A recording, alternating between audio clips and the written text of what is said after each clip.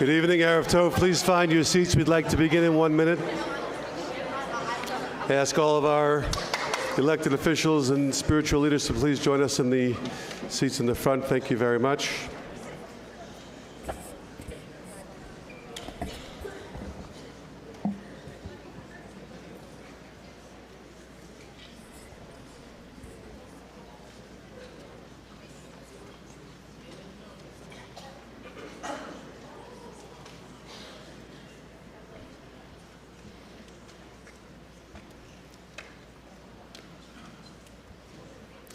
Good evening.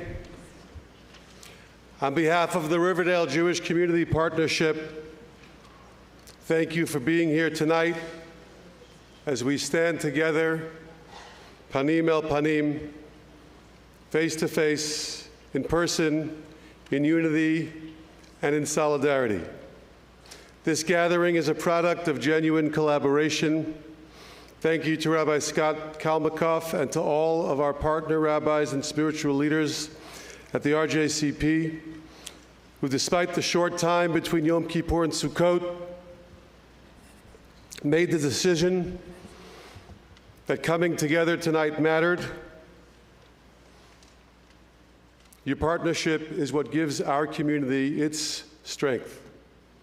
Thank you as well to UJA Federation of New York, which is sponsoring multiple commemorations across New York City and beyond today, including this one here at SAR. We are proud to be part of that broader network of communities remembering and supporting one another.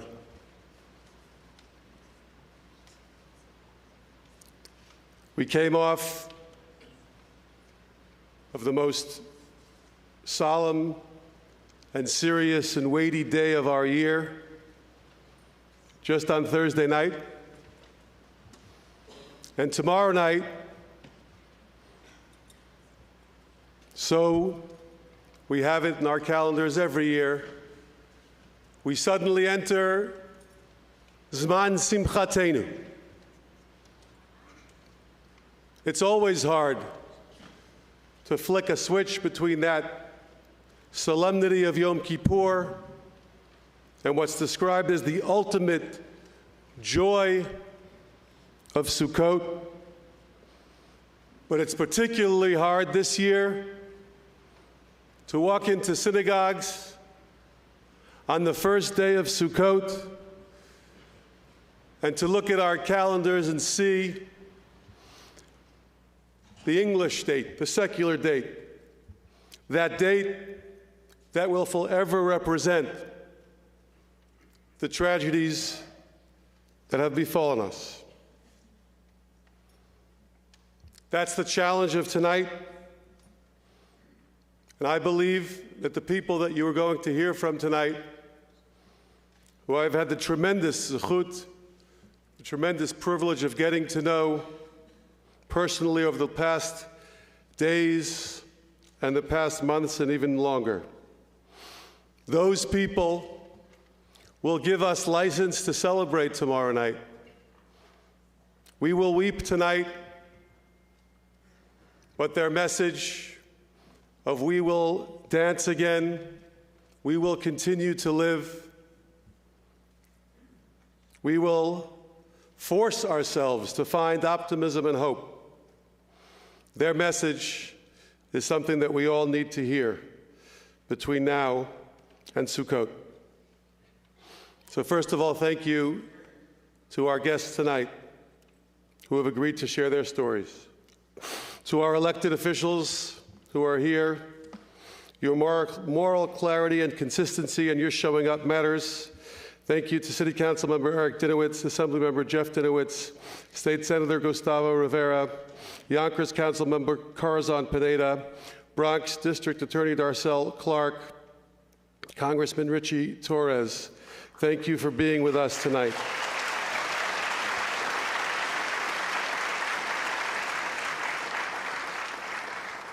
The holiday of Sukkot is the holiday of vulnerability. With your words and your support and your friendship, we feel just a little bit less vulnerable in these challenging days. Tonight, without introductions, we will move through 3 simple acts. We will tell the stories, we will recognize the heroism of remarkable people who represent many other remarkable people whose stories need to be told. We will allow ourselves to feel and we will allow ourselves to weep because the tears that we shed tonight will give us permission to rejoice in the days ahead of Zman Simchatenu. Omri, a Sayeret Matkal soldier who fought that day, now studies architecture in New York and still serves with his unit when he goes back for vacations in Israel. Nadav Rudayev, whose father Lior's body remains in Gaza, one of those 48 who we hope will be home this week, has dedicated himself to keeping up the urgency of the hostage return alive for so long. May that release come soon. And Maya, who turned trauma into activism and storytelling, reminding us that indeed we will dance again. Between their testimonies, we will join in prayer and in song led by our students and our spiritual leaders, weaving memory with hope.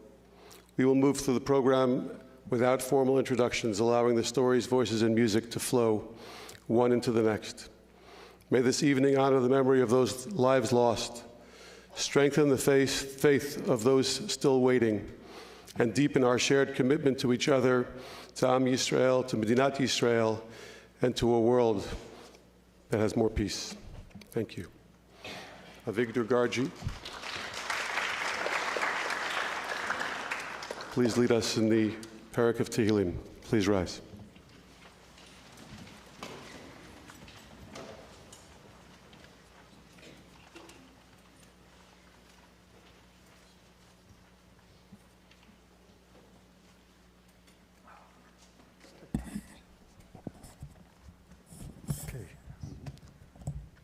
תהילים פרק קכ"א. שיר למעלות, אשא עיני אל ההרים, מאין יבוא עזרי? עזרי מעם אדוני עושה שמים וארץ. אל יתן למות רגליך, אל ינום שומרך. הנה לא ינום ולא ישן שומר ישראל. אדוני שומרך, אדוני צילך על יד ימיניך. יומם השמש לא יככה וירח בלילה. אדוני ישמורך מכל רע, ישמור את נפשך. אדוני ישמור צאתך ובואך, מעתה ועד עולם.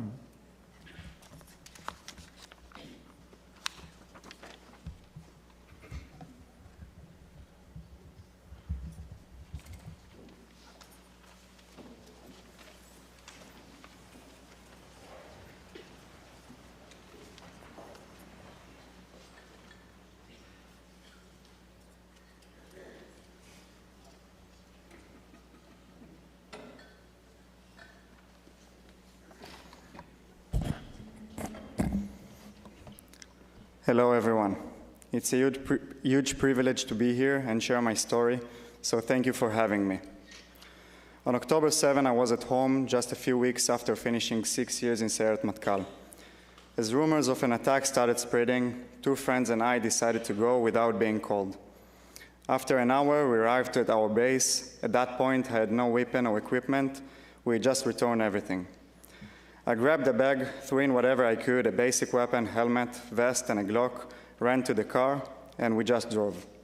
After 20 minutes, our commander told us we were heading to Machane Re'im, the largest base near Gaza. It was already under Hamas control. At the entrance, we saw over 20 Hamas motorcycles. Just seeing it made you realize how bad it must be.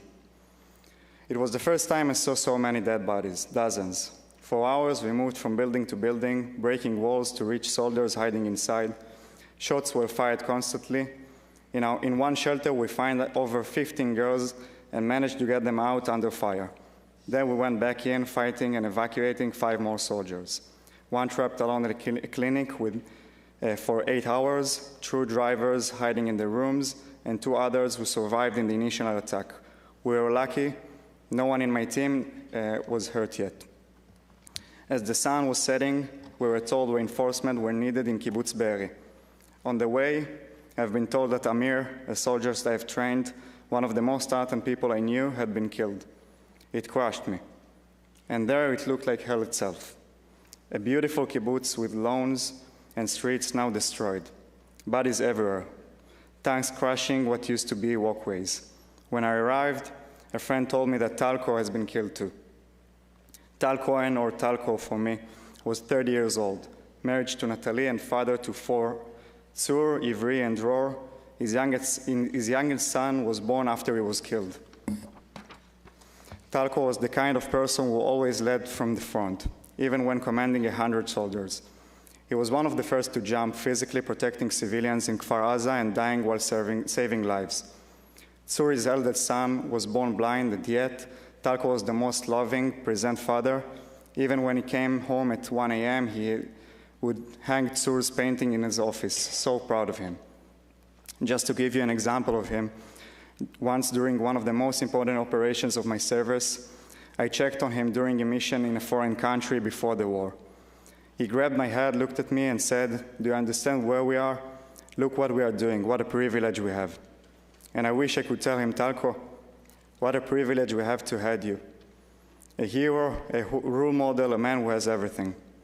It felt impossible to keep fighting knowing 2 close friends were gone. Back to Be'eri, we went to evacuate civilians from fortified houses inside the kibbutz. Some soldiers from the 7th Armored Brigade had taken heavy fire minutes before. 2 terrorists hidden in the bushes and opened fire, hitting several soldiers. They cried for help. It was dark. I started to run to them, but my commander yelled, "No one moves." It was an impossible moment. Civilians trapped and wounded soldiers calling out.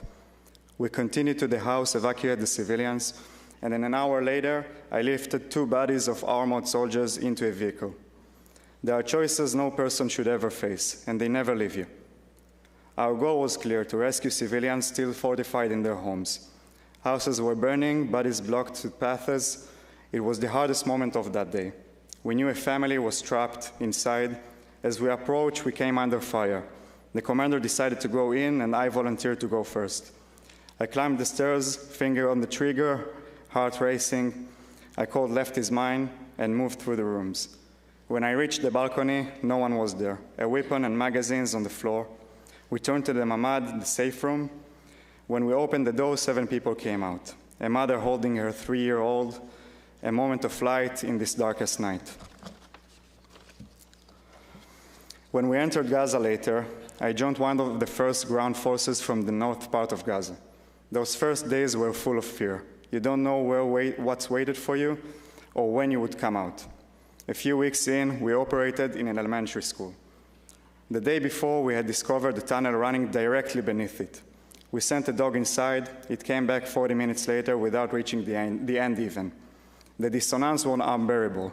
One moment, I was 20 meters underground in darkness, surrounded by walls. The next, I was placing explosives in classrooms with little chairs and children's drawings. We blew up the school. 3 floors gone in seconds. That image of these tiny chairs still haunts me. Reality has completely changed. The unity and clarity we had on October 7 are not the same anymore.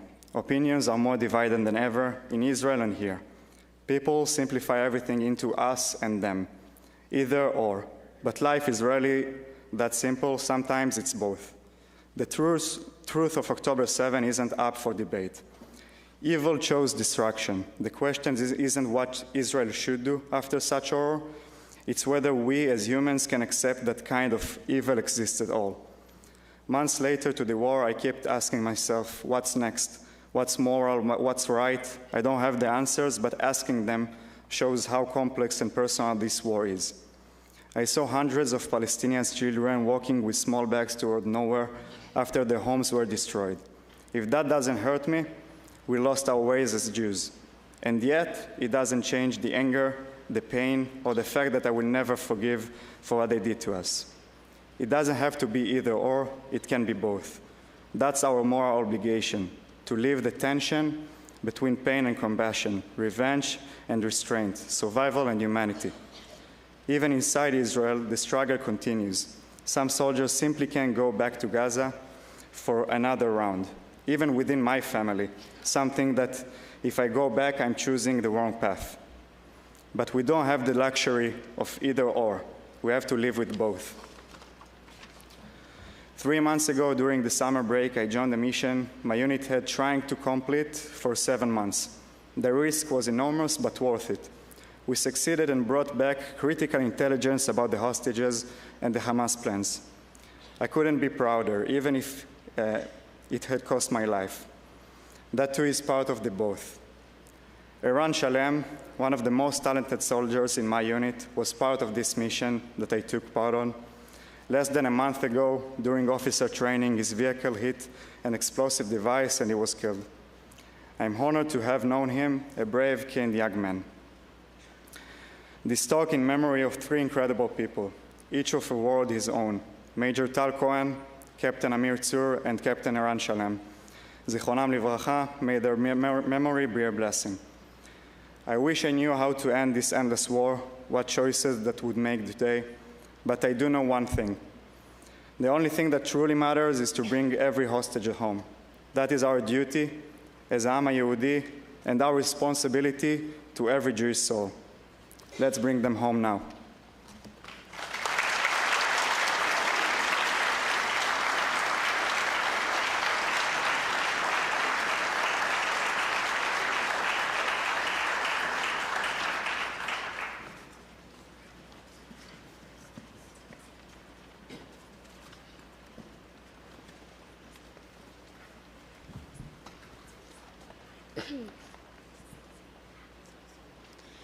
This song by Hanan Ben Ari expresses the pain of hearts broken after great loss.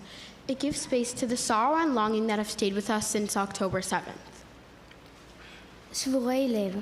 השיר הזה של חנן בן ארי מבטא את כאבם של הלבבות השבורים לאחר אובדן כבד. הוא נותן מקום לרגש של צער וגעגוע שמלווה אותנו מאז 7 באוקטובר.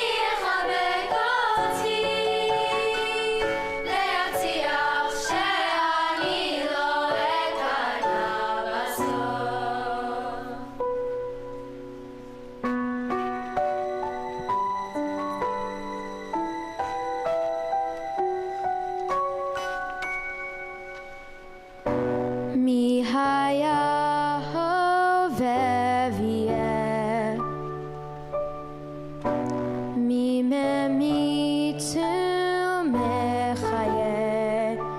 פותח ידיים, מצמיח כנפיים, ומי ירפא ליבי, אל מי אני מתגעגע כמו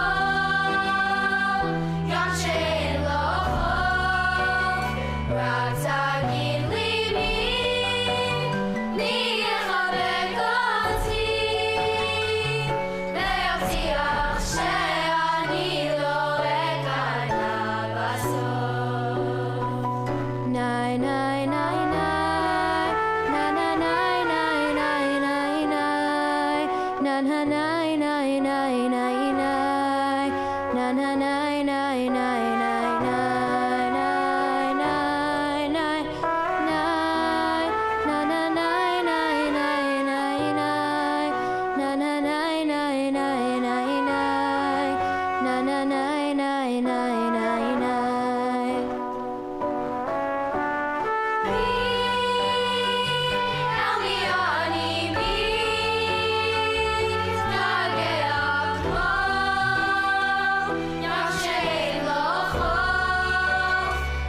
תגיד לי מי יחבק אותי ויבטיח שאני לא אכנע בסוף, שאני לא אכנע בסוף.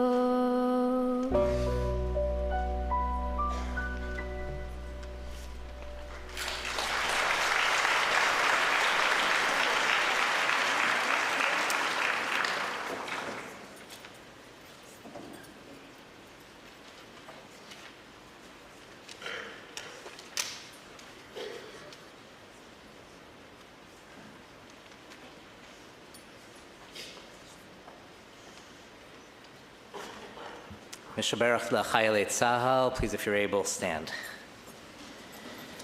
Mishaberach Avotenu Avraham Yitzchak v'Yaakov Saref Karachev Leah Yuvarechet Chayalei Tzvagan al Yisrael ha'omdim al mishmar artzenu v'arei Eloheinu migvul Levanon v'ad midbar Mitzrayim u'min hayam hagadol ad levo arava b'yabasha ba'avir v'yam Yitein Adonai et oivenu ha'kamim aleinu nigafim lifnehem HaKadosh Baruch Hu yishmor v'yatzil et chayalinu mikol tzara v'tzukah mikol nega u'machala v'yishlach bracha v'atzacha b'chol ma'aseh yedehem yadber sonenu tachtehem v'yatrim b'cheter Yeshua v'ateret netzachon v'yikuyam be'em ha'katuv ki Adonai Elohechem ha'olech imachem yilachem lachem im oivechem le'oshiatchem v'nomar Amen.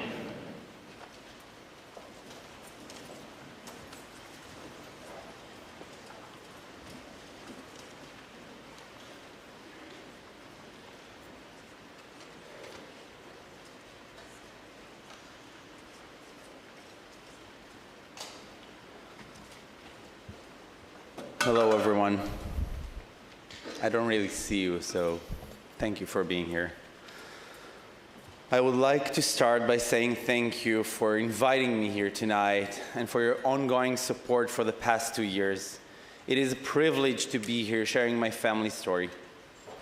For the past 730 days, 2 whole years, my job is to do everything I can and speak in and out of Israel with only one message: bring all hostages home now. We are now at a very critical and historic moment, a moment that will define the future of the Middle East, the future of Israel, the future of what is right and just, a moment that can save lives. My name is Nadav. I am the proud son of Lior Udayev. I was born and raised in Kibbutz Nir Yitzchak, located in southern Israel, less than 2 miles from the border separating Israel from Gaza Strip. A community of simple, hard-working people who strive to live in peace. I grew up with my mom, dad, older sister, and 2 young brothers.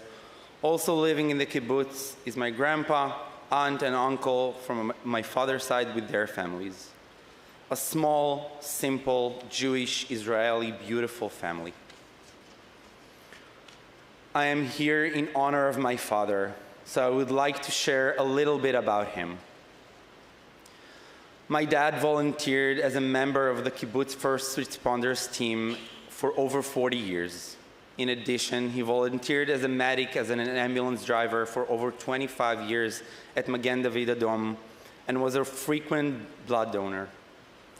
In recent years, after all of us kids left home, Dad started to fulfill his dreams, cycling, cooking, going on vacation with Mom, and motorcycle trips with his friends. 9 years ago, he became the happiest grandfather in the world.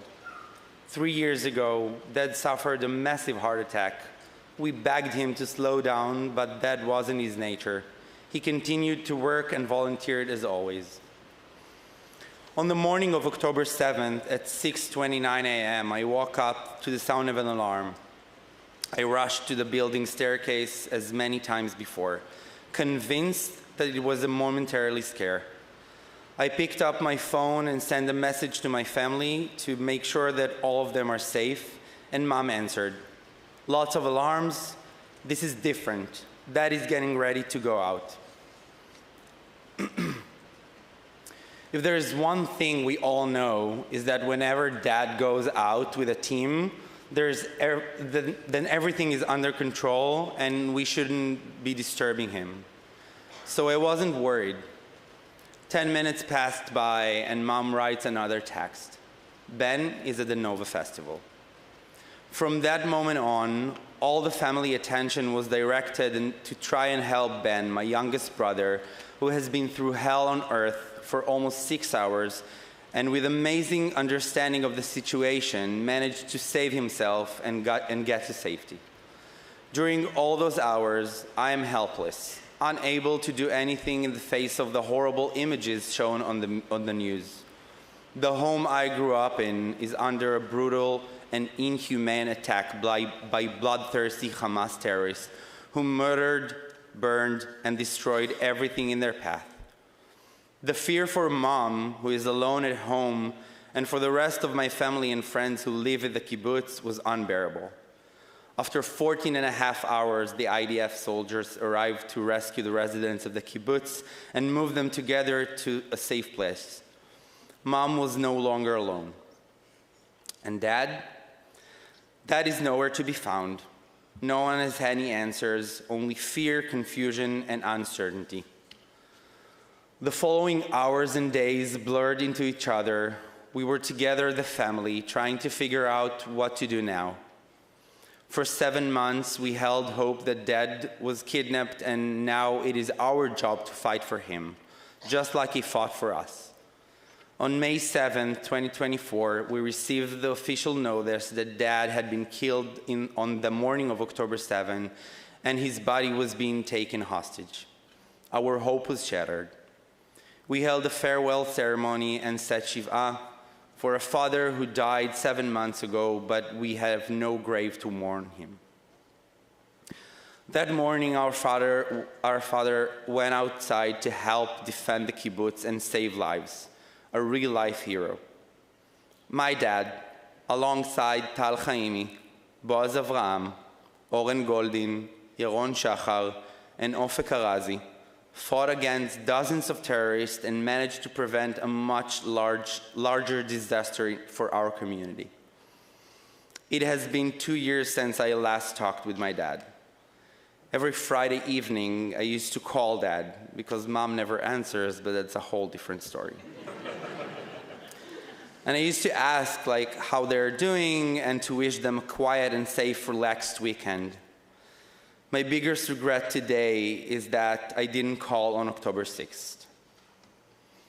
Since then, I have set myself a goal of living life without regrets. In honor of my dad and all the beautiful souls we have lost, I have a small request. Take a moment every day to appreciate what you have.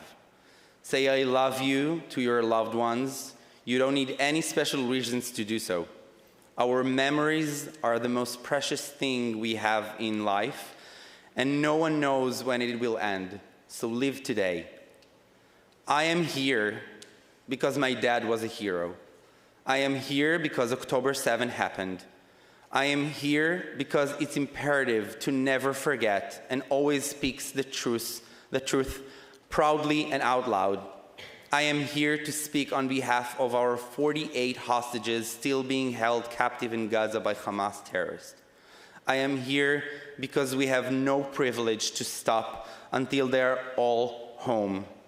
It is our responsibility, each and every one of us, to ensure that the world which our children grow up in will be moral and humane. It is our duty to teach them how to differentiate good from evil.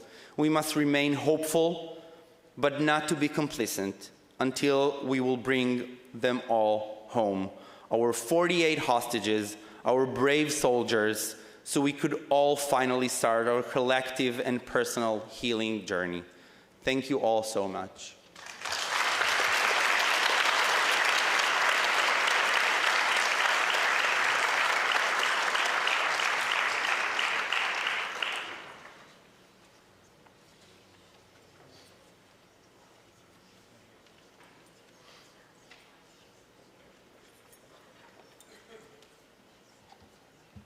משברך לשבויים. משברך אבותינו, אברהם, יצחק ויעקב, יוסף, משה ואהרון, דוד ושלמה. הוא יברך וישמור ונציר את כל השבויים ונעדרים, בעבור שאנו מתפללים בעבורם. הקדוש ברוך הוא ימלא רחמים עליהם, ויוציאם מחושך וצלמוות, ומוסרותיהם ינתק, וממיתותיהם ישועם, וישיבם מהרה לחיק משפחותיהם, בבריאות ובשלום, ונאמר אמן. He who blessed our forefathers, Abraham, Yitzchak, and Yaakov, Yosef, Moshe, and Aharon, David and Shlomo, may he bless, watch, and guard our brothers who are in captivity. On account of the congregations praying for them, may the Holy One, blessed is he, grant mercy upon them, protect them from all trouble and sorrow, injury and illness, and send blessings and success in all they do. Take them out from darkness and gloom, and speedily return them to the comfort of their families. And let us say, Amen.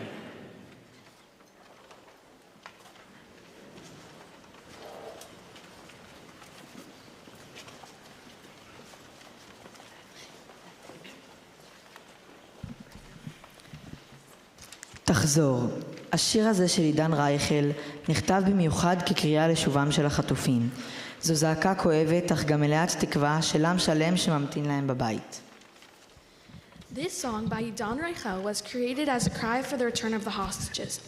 It is a painful yet hopeful plea of an entire nation waiting for them to come home.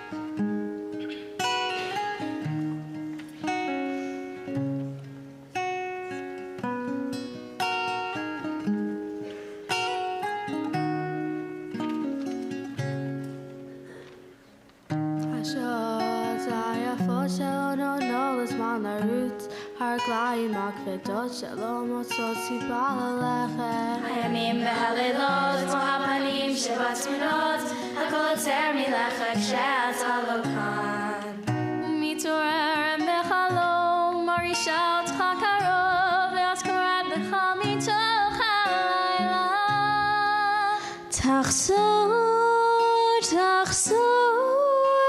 היום כל כך רציתי שתגיע הביתה בו בלי להודיע עוד היום אני מגדול שלום ממרחקים ששוט הופיע הביתה בו בלי להודיע עוד היום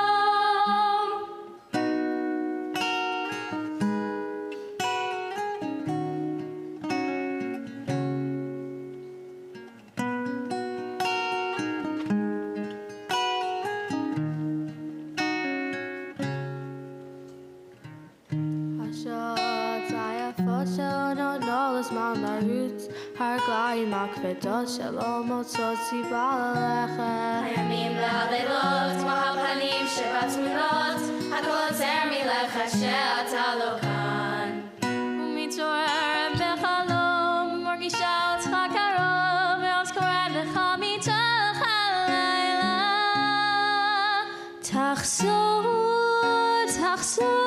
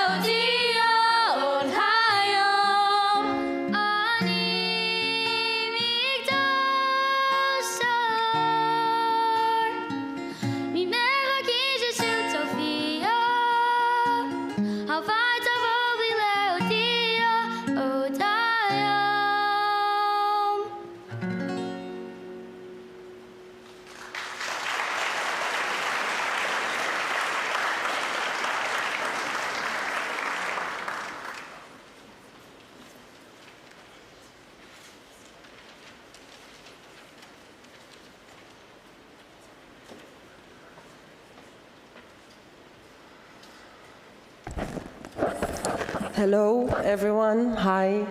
Nice to meet you all, although, as Nadav said, I cannot see you at all. My name is Maya Izucheyev. I'm 31 years old. I was working as a security checker at the Nova Festival. I went there with 10 friends, actually, and I'm about to share with you the horrific moments. So first of all, I want to say thank you all for being here. Every time I speak, it's insane, because when I was running in the field, I was feeling so alone. I was feeling like there is no Israel, there is nobody. And now it's not only Israel, but also communities in America invite me to speak and makes me stronger. So I want to thank you all for coming and bearing witness and being here. It's not taken for granted. So on October 7, I was working until 6 a.m. I was working all night. I was about to go to the camp area with my friends and start dancing. I will share a little bit about the Nova community, the festivals. There is something very unique about music without words. It connects everybody. I came with my Druze friends, my Russian friends, Christians, from all over the world. I checked the IDs at the entrance. People came to this peaceful festival from all over the world. And as I was about to join the festival, after I finished my shift, it was about 15 minutes that the only thing I was able to do is change my shoes, just so I'll be comfortable dancing. I have to explain something. These festivals, it's something that we come to pray, to dance, to be with each other, because when we look at one another, we don't have to understand the lyrics. We just understand the energy, we understand the love, we understand that everybody is welcome. So I just changed my shoes, so I'll be comfortable dancing at the festival. And all of a sudden, even before everything, even before we heard the alerts, we saw the sky. And we saw crazy amount of rockets. It's something unusual, even to people from the south. I'm from the center of Israel, I'm from Tel Aviv. I have no idea what rockets are until that day. So I was looking at my friend Eden, and she's from Ashdod, she's from the south, and she was like, Maya, we can tell that you're not from the south. She started like laughing at me that I might be panicking, and I realized that I'm not going to panic. After several minutes, all of our friends ran toward us from the parking lot. There was a beautiful sunrise. It was the most beautiful sunrise over there. And we started folding all of our of our camp area. It was about 6:45 as we tried to make our way to the 232 road.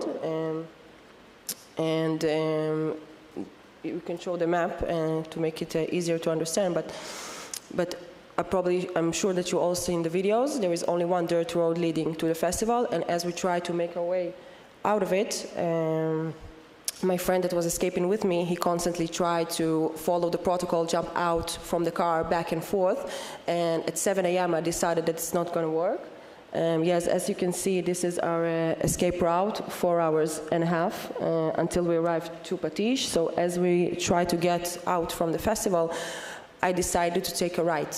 So the left way was the way to Tel Aviv, and I decided, because I saw a huge traffic jam, I decided I'm going to take a right. Thank God, because then we saw, after 10 minutes of driving, we saw a terrorist barrier on the road. I realized that the cars in front of me, like 100 meters, are getting shot. And I froze completely. My friend Sagi, he just jumped out of the car and ran towards the bomb shelter of Re'im. Some of you know what happened in this bomb shelter. I didn't know until I arrived home. So there were actually 29 people already at this bomb shelter. As we arrived there, the timeline was about 7:30, 7:35. I immediately felt claustrophobic, so I was half outside from the bomb shelter. My friend Sagi, he was at the end of the bomb shelter, and I was completely indifferent to the situation. I thought that somebody's going to come and rescue us very soon. As it didn't happen, my friend Sagi approached to me inside the bomb shelter. He grabbed my wrist, he looked me in the eyes, and he said in Hebrew, "Maya, we're not staying here." This was at 7:40, 7:45, something like that. And as he grabs my wrist, I'm trying to convince him to stay inside the bomb shelter, because I thought that those were only bombs, only rockets, and only a squad of terrorists. You know, it happens in Israel. It's just a regular Wednesday, you know, but we are used to squads of terrorists invading Israel, so I thought it was just like a 4 or 5. Almost all of us had our military service, so we know about it. And I thought it was nothing. And my friend grabbed me in the wrist and he was like, we're not staying here. And he pulled me out to the car. I remember as we made a U-turn and we drove back to the traffic jam, back to the festival, I saw the cars coming back from the direction that we're supposed to go. I saw the people inside their cars. I saw gun injuries. I saw a lot of blood. I saw bloody hands from the window like that, screaming at us, "Don't go that direction, please don't drive there." And in my mind, I thought that everybody is crazy, unfortunately. I was completely indifferent to the situation as we're driving back to the traffic jam. At this point, I realized, because I saw another girl in one of the cars in front of me, that she was also shot. So I realized that the two roads are completely blocked, and we started to run for our lives at the field. I cannot tell you that I know where we were running, which way, because we were just running away from bullets. If we saw the gunfire from our outside, we ran to the left. If we felt it from the left, we ran to the right. We might even be running in circles. You can see in the route, we had no idea. Only when I arrived home, only after everything, I saw the video of what happened inside the bomb shelter, and I will share a little bit about what happened there, because there were 6 people that kidnapped from this bomb shelter. Alon Ahel is the only one that is still there, and he's injured, he's in captivity, we don't know about his situation. 6 people managed to survive from this bomb shelter, and as you can see from the timeline from the video that is being shown right now, that we are saved in maybe 5 minutes or so.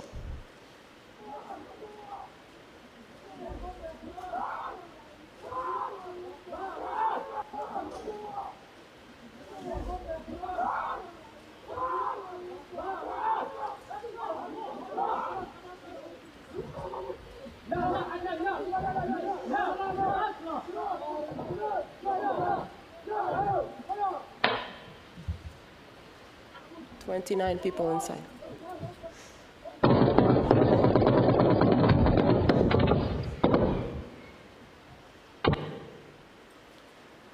I had no idea that this is what happened in this bomb shelter. For me, the horrible part was the running, the shooting, that we had no idea where we are. We're not from the area. Only after, when we started gathered information about our loved ones, about our hostages, about all the people that were murdered, I discovered this video, and I realized the fate that I've escaped from. We were about 30 minutes from Patish. We had no idea, so volunteers from Patish scattered around, tried to look for partygoers. This is how they found us. This is the only footage that I have from the festival. I received this video only, it's a picture from this video, I received it only a year after. This is us, half an hour from Patish. This is Sagi from the right side. I'm on the left, and we are 20 minutes from Patish. After 4.5 hours of running, I was able to turn on my phone and try to contact my sister and try to understand what's going on in Israel. Sagi was the spokesman of Gidon Sa'ar back then, and he told me, Maya, what are you doing? 23 kibbutzes are occupied. You don't have a state. Who are you calling? So you have to understand how I feel right now, comparing to how I felt back then. So I do want to discuss a little bit about my healing journey, which is not over, because when I arrived home, I realized that the baby brother of one of my best friends, my childhood friends, was taken hostage. His name is Guy Gilboa Dalal. I will show you. This is Guy, I'm not sure if you can see, but this is Guy. It was his first festival.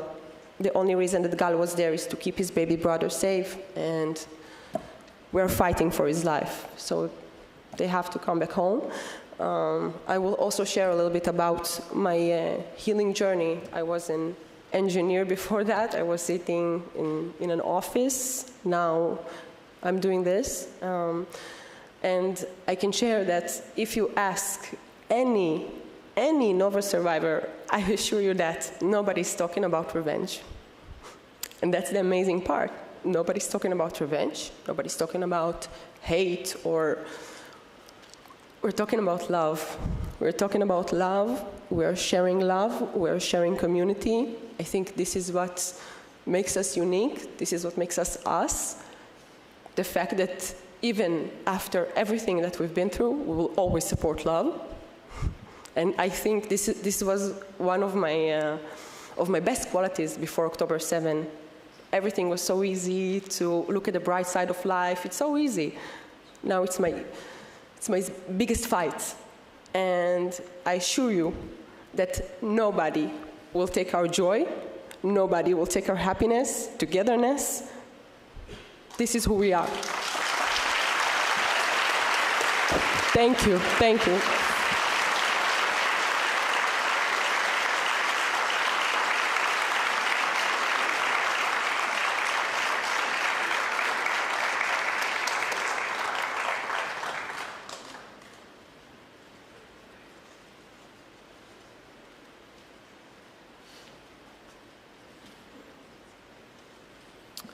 Please rise for the memorial prayer, the Al Malei Rachamim.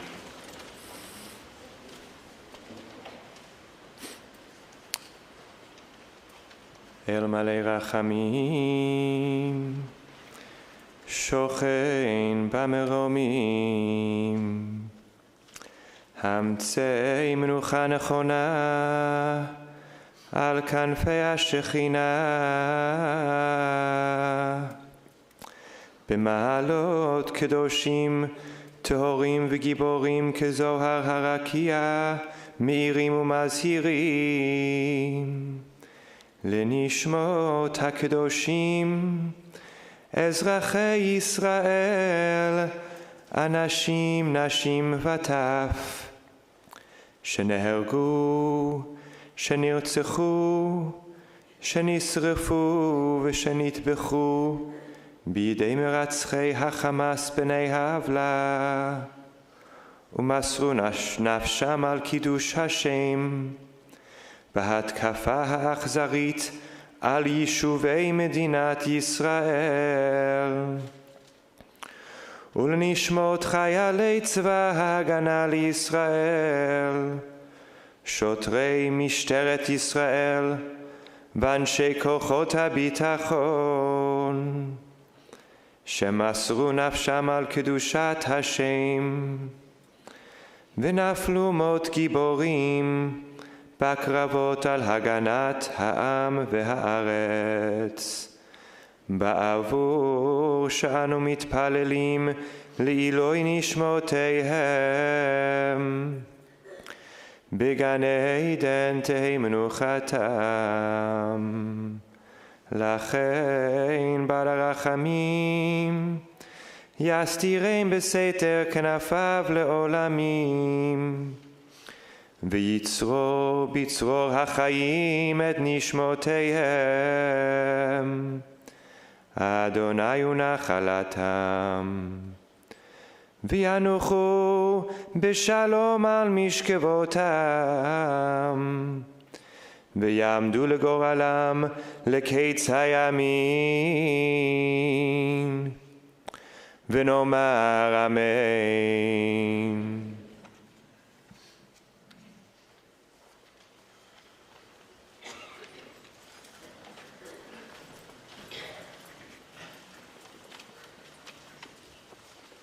אור גדול. אור גדול. השיר הזה של אמיר דדון מזמין אותנו לראות את האור הגדול שיכול לזרוח גם מתוך החושך. הוא מזכיר לנו שגם ברגעים הקשים ביותר יש מקום לאמונה ולתקווה. This song by Amir Dadon invites us to see the great light that can shine even out of darkness. It reminds us that even in our hardest moments there is room for faith and hope. Am Yisrael Chai.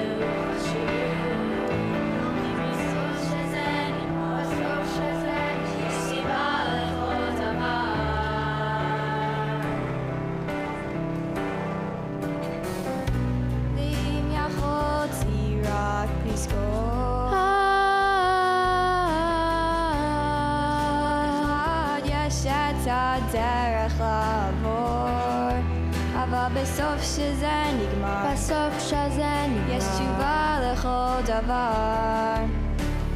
אור גדול מאיר הכל, ויותר כבר לא צריך לשאול, אני בא ללמוד מה שטוב ולחיות. להתחיל הכל מההתחלה, כמו לנשום בפעם הראשונה, אני כאן, אני לא מבזבז יותר. לבד בתוך כל הטירוף, אני חושבת שהזמן יכול לעוף, אבל בסוף שזה נגמר, יש סיבה לכל דבר.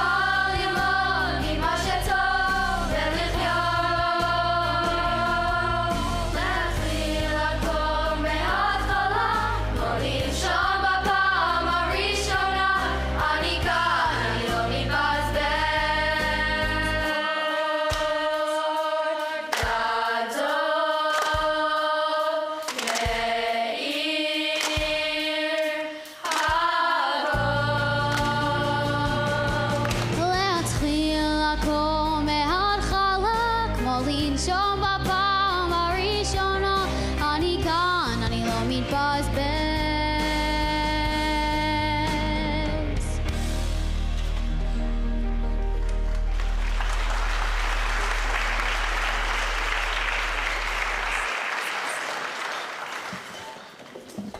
Or Gadol Meir HaKol. Thank you to Omri, to Nadav, to Maya for using your words, and not only your words, but just your character and who you are and how you carry yourselves to bring light to a dark world.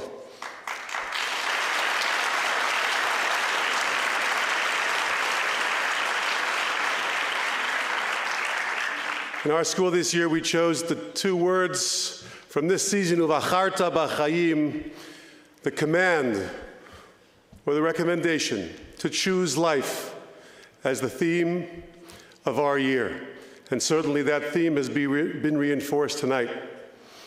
That first word, Uvacharta, choosing, choice, has other connotations in other contexts. When we choose our leaders, how blessed we are to have leadership who stands with us, who supports us, who understands how to differentiate right from wrong, to speak truth to power, and to show up when people are down and when people are hurting. Once again, I want to thank all of our elected officials for that.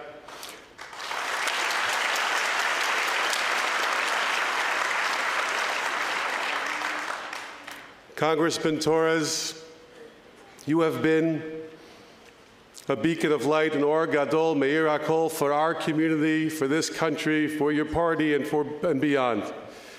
You traveled with us to Israel. You brought our students to the Nova Festival, to the Nova exhibit, to learn more. You were always thinking of ways to connect, to support, and to be there. We are so grateful for you. Thank you for being here tonight. We ask you to share a few words.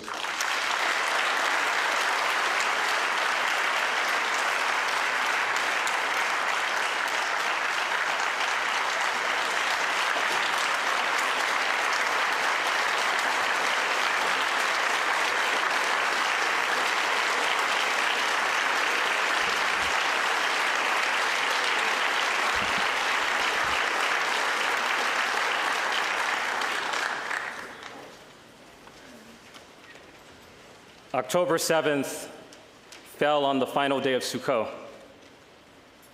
The ideas and images of Sukkot speak powerfully to the moral crisis that has taken hold in our post-October 7th world.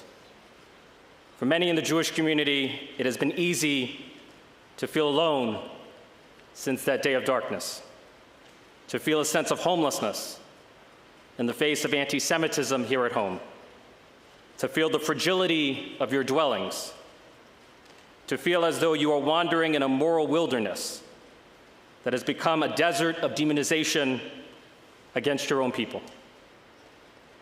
And even though there are no words that can heal the pain you feel, I come with a simple message. You are not alone. Your elected officials at every level of government stand with you. We stand with you, we grieve with you, we pray with you, and we hope with you.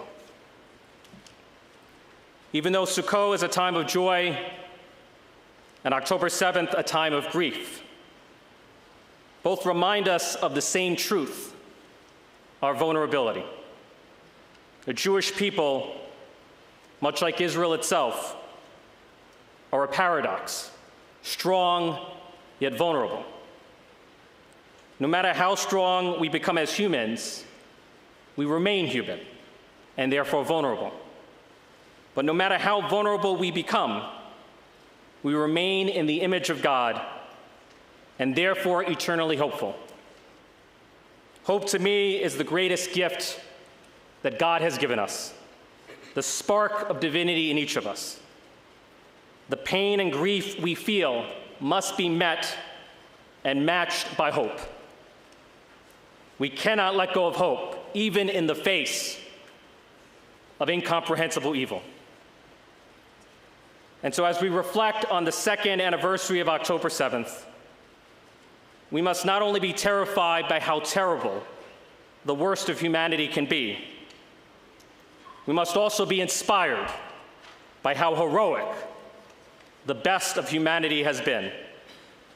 Survivors like Omri, Maya, and Nadav embody the heroic best of humanity and remind us of the healing power of hope.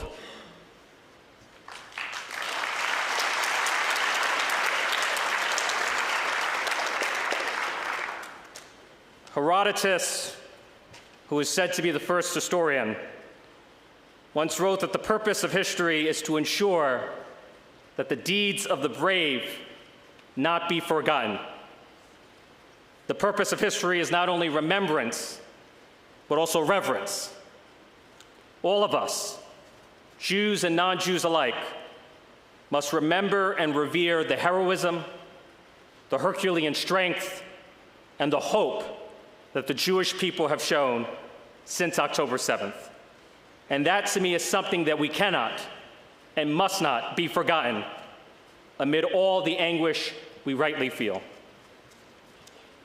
Hope, it has been said, is not the absence of grief. It is the defiance of despair. We must remain defiantly hopeful that we are as close as ever to securing the release of the hostages, to ending the war, and to recommitting ourselves to the hard but holy work of building an abiding Abrahamic peace.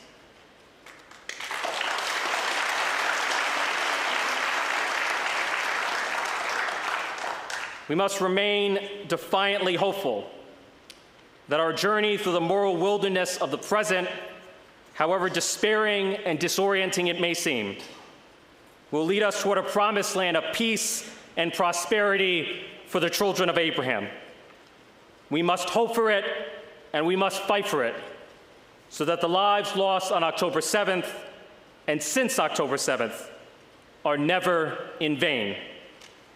As Theodore Herzl once put it, if you will it, it is no dream.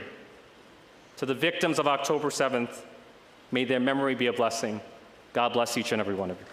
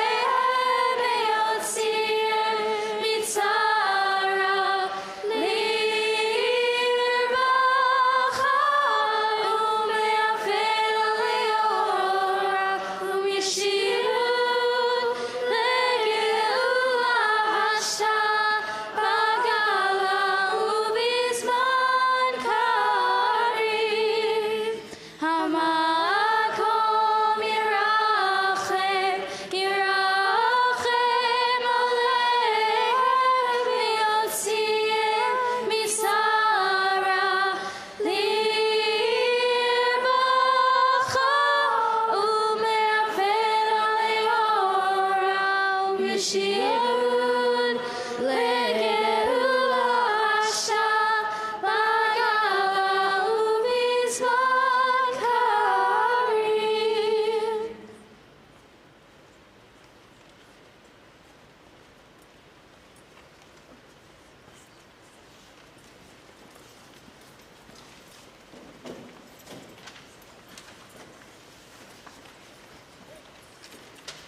Good evening, everyone.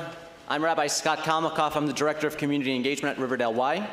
And in that capacity, I have the great honor of coordinating the efforts of the RJCP, the Riverdale Jewish Community Partnership, which is a consortium of the Jewish institutions of Riverdale, including synagogues, day schools, rabbinical schools, and other Jewish institutions. And I really want to thank the RJCP for organizing this evening's commemoration. And I want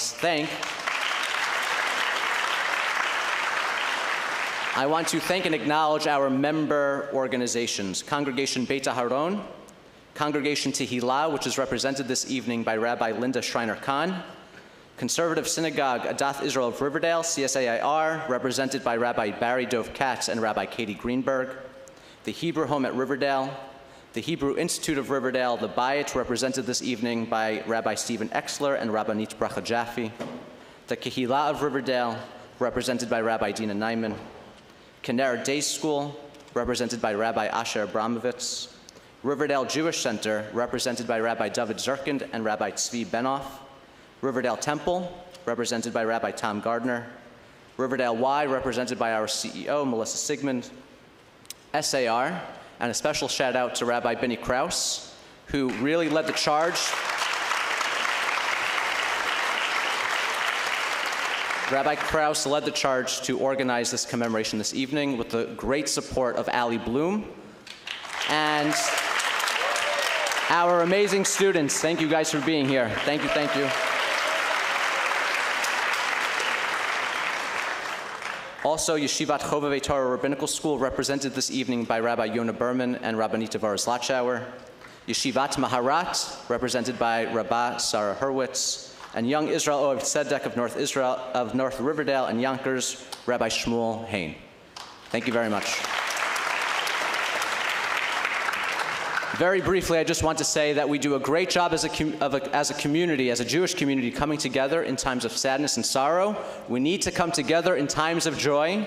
And Zaman Simchatenu, the time of our joy, is upon us, starting this week with Sukkot. And I want to remind you that next week, on October 14th, on Shmini Atzeret, we're going to have an event. We're going to meet outside of Riverdale Jewish Center on the corner of Independence Avenue and West 237th Street. We're going to meet there as a community and then march together from Riverdale Jewish Center to the parking lot of Riverdale Temple. And together we'll give out candy and we'll have flags and we will sing together. We'll do a hakafah together around the Sifrei Torah, around the Torah scrolls. It is a time to come together as a community and to celebrate with one another and to show each other love, because Jewish joy is Jewish resistance. And we need to show the world we are not victims. We are proud Jews who stand tall always and will celebrate who we are and what we stand for. So come together on October 14th. And lastly, I'm not going to get too political, but an important mayoral election is coming up, friends. And we as a Jewish community need to make sure that people who hate Jews and stand against everything we stand for and believe in do not become the mayor of this city. We cannot let it happen. But I'm not endorsing any candidates. I'm not saying anything overtly political, but we cannot let it happen. Riverdale is a mobilized community. Riverdale is a passionate community. Everybody here is registered to vote. If you're not, you better get on it. And you can order your ballot early and track it online, or show up to the polls. Riverdale Y is a polling site. There are other polling sites throughout the community. Make sure you vote. 23% of New Yorkers voted in the last mayoral election. We need to make sure we are showing up, and we need to make sure that our friends and neighbors and family are showing up. And posting on Facebook and Instagram is not enough. You need to actually show up and cast your vote. I'm not telling you who to vote for, but you should know who to vote for. Okay?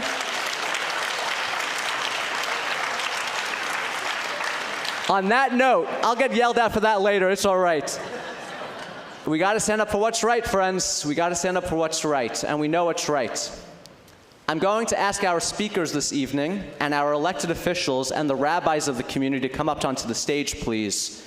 and we are going to close with Hatikva. Everybody please come up to the stage. Elected officials, rabbis, speakers, please come on up. Hatikva and the national anthem.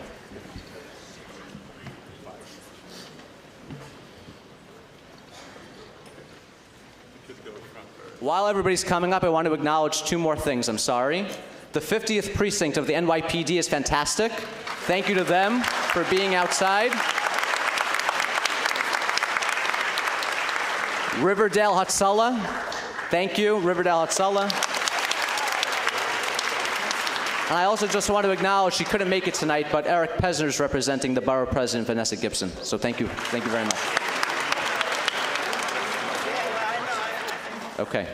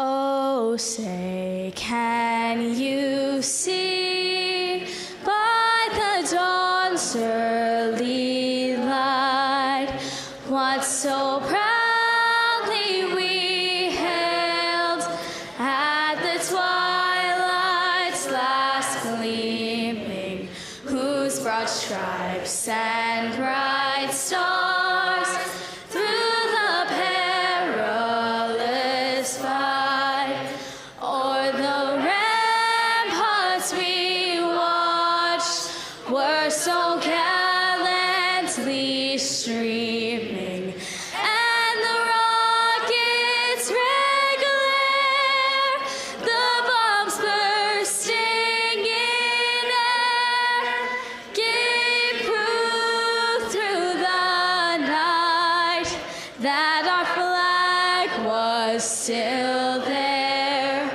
Oh, say does that star-spangled banner yet wave o'er the land of the free and the home of the brave?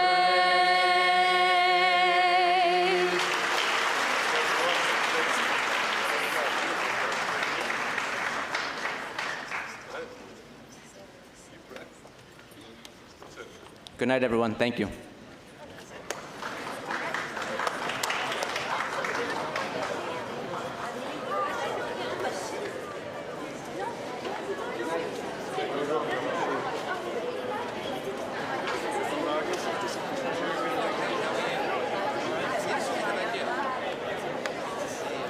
Thank you.